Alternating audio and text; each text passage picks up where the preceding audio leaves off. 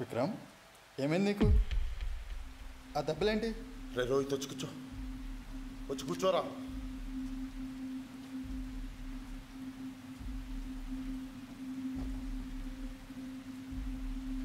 రే రోహిత్, చేసావా?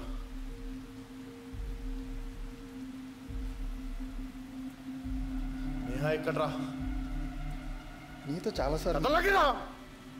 Relax, it's okay. Ray Rohit, I know it's over. నీతో చాలాసార్లు మాట్లాడదాం అనుకున్నా విక్రమ్, కానీ రోహిత్ వద్దురా.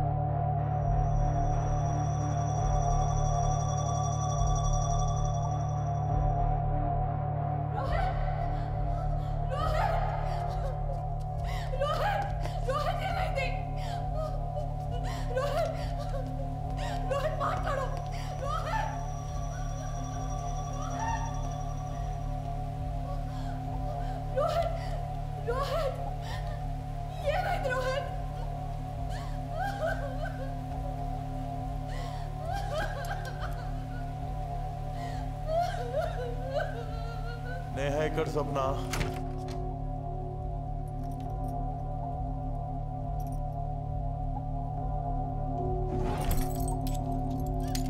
ఇదంతా ఫీడ్ చేయడం ఏంటి?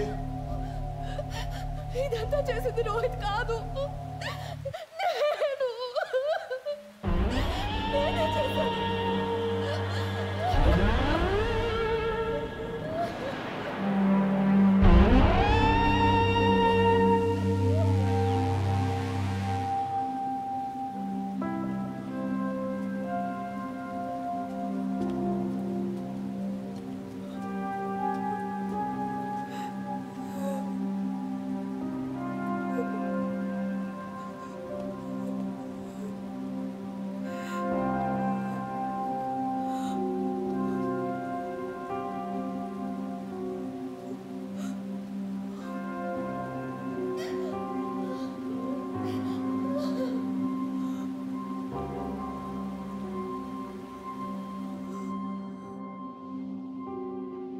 ఇదంతా సరస్వతి గారు రన్ చేసే ఆర్ఫనేజ్లో స్టార్ట్ అయింది.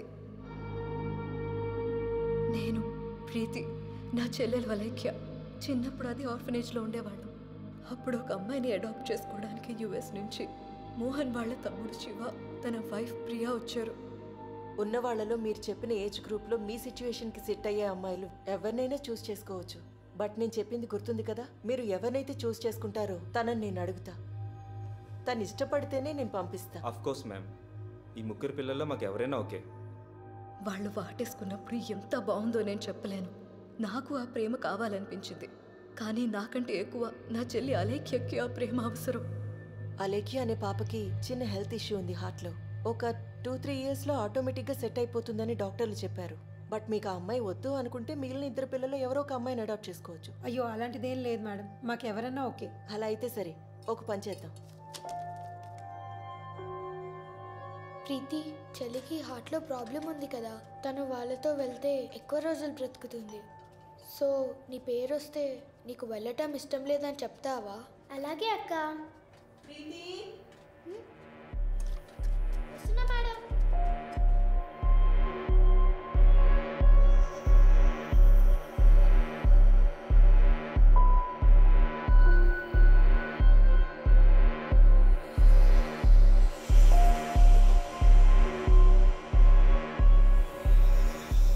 కొన్ని మంత్స్కే నా చెల్లెలు తన బర్త్డే రోజు చనిపోయింది.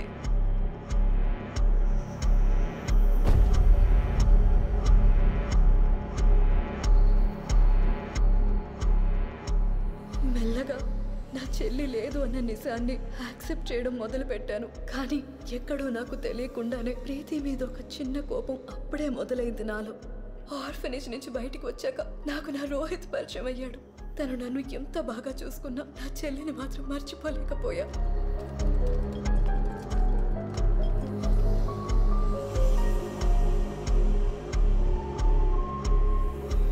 రోహిత్ ఒకరోజు నన్ను పబ్కి తీసుకెళ్ళాడు. అక్కడ నేను ప్రీతిని చూశాను. చాలా హ్యాపీగా ఫ్రెండ్స్తో డాన్స్ చేస్తూ కనిపించింది. ఎవరు?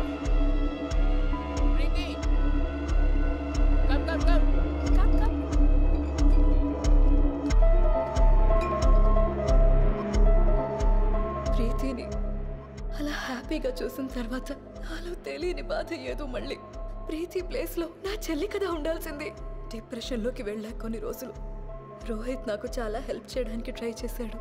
బట్ ఆ హెల్ప్ని యాక్సెప్ట్ చేసే స్టేట్ ఆఫ్ మైండ్లో నేను లేనప్పుడు మెల్లగా బాధ కోపంగా మారింది. ప్రీతి మీద నాలో ఎక్కడో ఉన్న చిన్న కోపం ఆ రోజు చంపాలన్నంత కోపంగా మారింది. మెకానిక్ ఫహాద్ గురించి తెలుసుకున్నా. వాడికి డబ్బులు ఇచ్చి ప్రీతిని కిడ్నాప్ చేసి నాకు అప్పచెప్పమన్నాను. నేను ఎప్పుడు చూడంత డబ్బులు ఇస్తానన్నా సాబ్.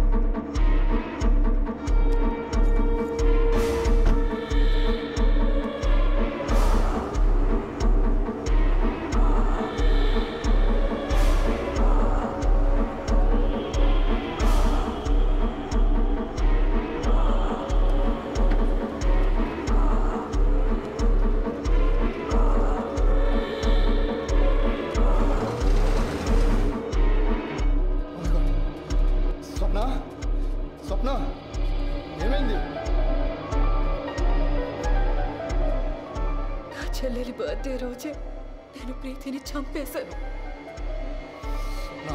స్వప్న ఏంటిది?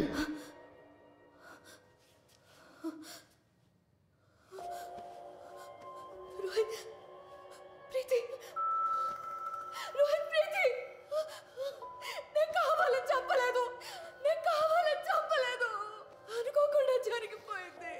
రోహిత్ అనుకొని ఉండడు నేను ఇలా చేస్తానని. కానీ నేను పడ్డ బాధ విన్నాక నాలోని కోపాన్ని అర్థం చేసుకుని he chose me over his duty.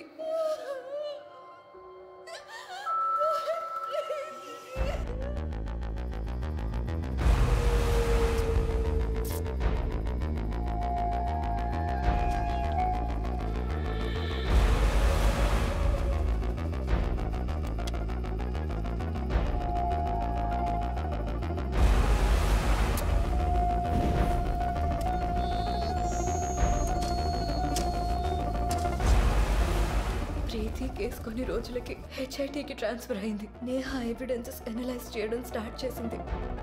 ఒకరోజు శ్రీనివాస్ గారికి నేహా కాల్ చేస్తే లక్కీగా తన కాల్ రీచ్ అవ్వలేదని రోహిత్కి కాల్ చేసింది. హలో, ప్రీతి కేసులో ఒక ఇంపార్టెంట్ ఇన్ఫర్మేషన్ ఐడెంటిఫై చేశాం. క్రైమ్ స్పాట్లో దొరికిన నీడిల్ మీద పార్షియల్ ఫింగర్ ప్రింట్స్ డిటెక్ట్ అయ్యాయి. That's great. నీడిల్ మీద ప్రీతి బ్లడ్ కానీ DNA కానీ డిటెక్ట్ అవ్వలేదు. ఫింగర్ ప్రింట్స్ కోసం సర్చ్ చేస్తే పార్షియల్ ప్రింట్స్ డిటెక్ట్ అయ్యాయి. Let's run a quick check. There you go.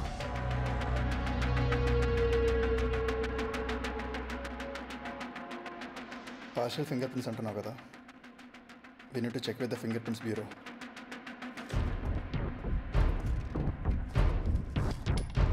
ఈ ఇన్ఫర్మేషన్ ఎట్టి పరిస్థితుల్లో శ్రీనివాస్ గారికి వెళ్ళకూడదు కాబట్టి అదే నైట్ రోహిత్ నేహా ఇంటికి వెళ్ళాడు.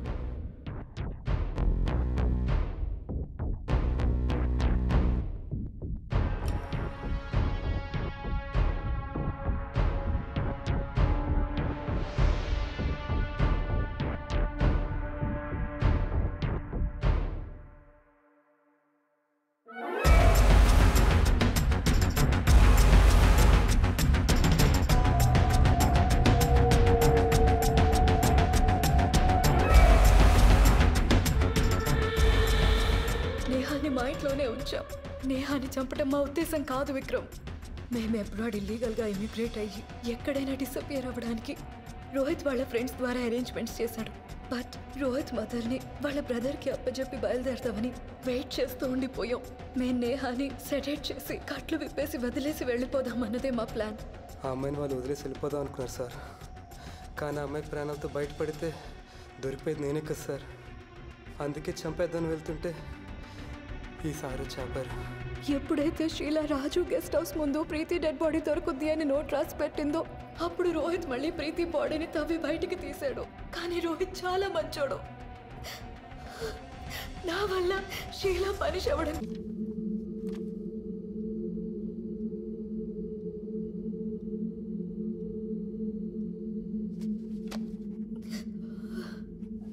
మరి లత ఎవరో కూడా నాకు తెలీదు విక్రమ్. డబ్బు సార్. ఒక్కసారి అంత డబ్బు చూసాక మళ్ళీ మళ్ళీ కావాలనిపించింది. అందుకే సార్ లతని కిడ్నాప్ చేయడానికి ట్రై చేశా.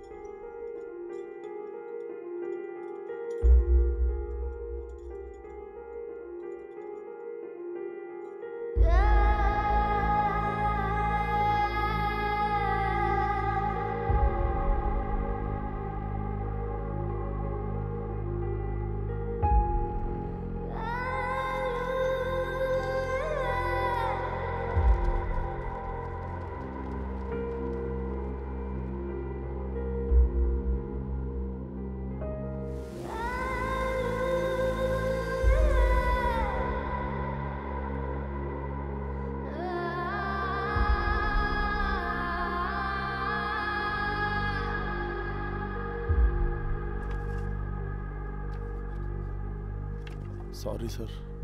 దేనికి విక్రమ్? మీ అమ్మాయిని సేవ్ చేయలేకపోయాను. లేదు విక్రమ్, నేనే నీకు థ్యాంక్స్ చెప్పాలి. మీరు ఈ పని చేయకపోతే మా అమ్మాయి చనిపోయిందో బతికుందో తెలియక జీవితాంతం బాధపడేవాళ్ళం. మీరు క్లోజర్ ఇచ్చారు. చాలా thanks Vikram.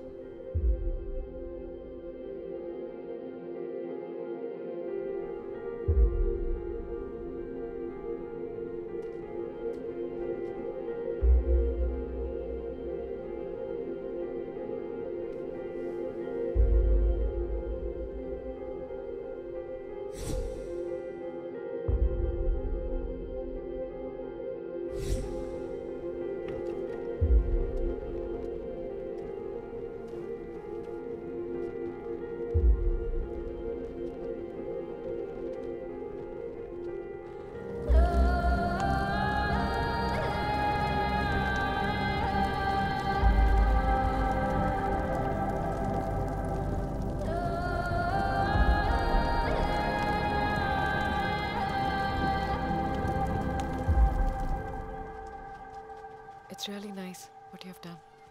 What? Orphanage maintenance ki every month money commitment నువ్వే తీసుకున్నావు అంటగా. I totally love you, Vicky. How are you coping up?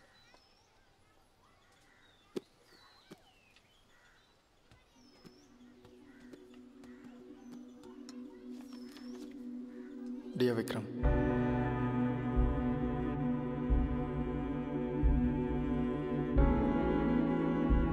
నువ్వు ఈ కేసు సాల్వ్ చేస్తావని తెలుసు. నా కోసం వస్తావని తెలుసు. నువ్వు అలా వచ్చినప్పుడు నేను గన్తో షూట్ చేస్తా. కానీ ఆ గన్లో బుల్లెట్స్ ఉండవు Vikram. Only your bullet can give me an honourable ending. It was nice knowing you. Your friend forever, Rohit.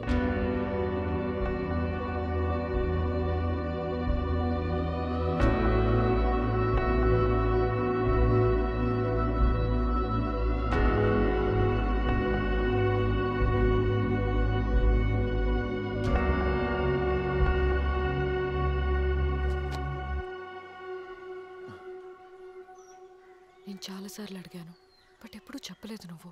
ఈ పానిక్ అటాక్స్ ఎందుకు వస్తాయి నీకు? అసలు ఏమైంది నీ పాస్ట్లో? చెప్పు విక్కీ. ఇప్పుడు కాదు, తర్వాత ఎప్పుడేం చెప్తానే. వెళ్దాం పద.